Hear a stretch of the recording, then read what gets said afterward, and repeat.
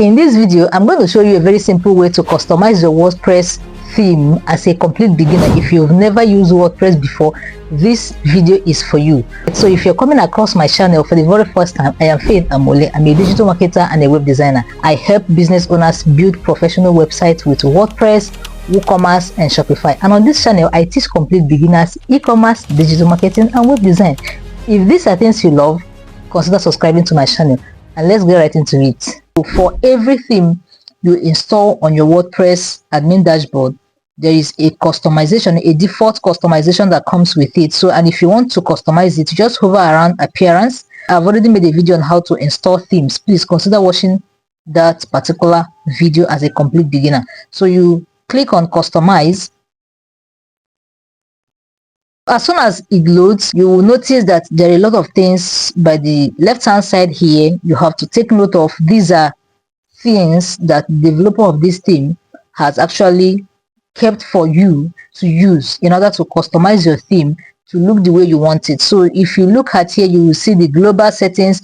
This is where you're going to set up your typography, the colors, the container and the buttons. Let's start with the typography. You can choose a preset here. When I mean a preset, simply means something that has been set already for you.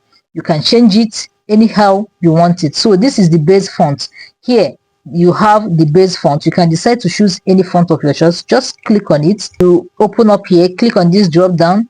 You select any font of your choice. Let's take Vadana. All right, so you can choose the font weight. The font weight is how bold your font is. Do you want it bold? Do you want it light? So if you choose 100, for instance, if you choose 400, that is the normal for a font size on a normal website. If you want to make it bold, you can choose this bold 700. And can you see what happened here? Can you see that this particular menu bar here is changed? Let me do it again. Let me change to 300, for instance. Can you see they have become light? So this is how bold they are.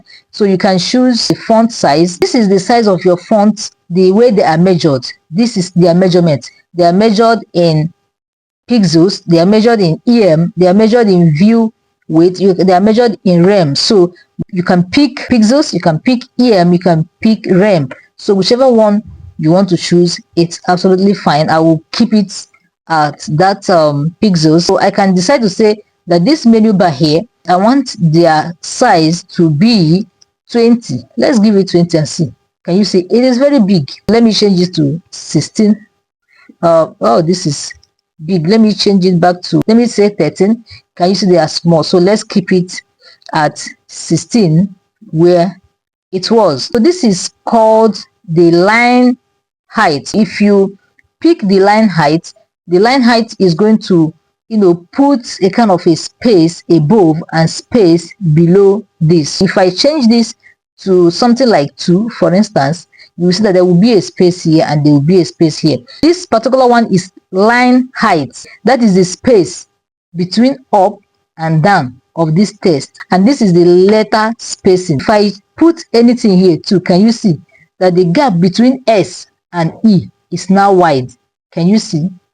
The size between letters will change. But if you talk about line height is just the space up here and the space down will increase. Let me reduce this. Let me reduce this to 1. Can you see that I increase this line height to 31? For instance, the line height here is big. Can you see the space here is big? The space here is big. So let me change it back to 1. Can you see it has come down? Then I was trying to explain letter spacing, that this is letter spacing. So if I do 31, for instance, 21, 22, for instance, can you see that the space between each letters has increased? The space here has increased. So let me take it back to 1. Can you see? All right, you can also take it to 0. There won't be any space between the zeros. That is that. I just want you to understand that. If that is done, you can decide to change all your heading fonts the way you want it to be. So go over to the second one, the colors. What colors do you want? You can pick the color you want. Let's say I want to take this.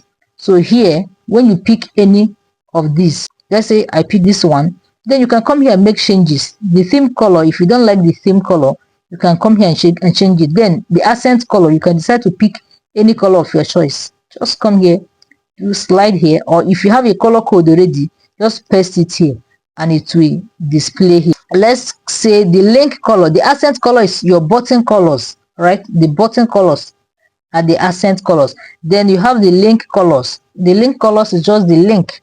Like here now, this is the color. Let me change the link color to something green. Let's say green.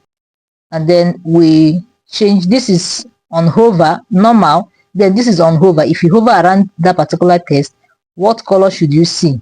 Let me say red. Let me put red for instance. So if you publish this, remember that anything you do here, you need to publish it for you to see it live. I don't have any text here, but if I have, I don't have anything on this page.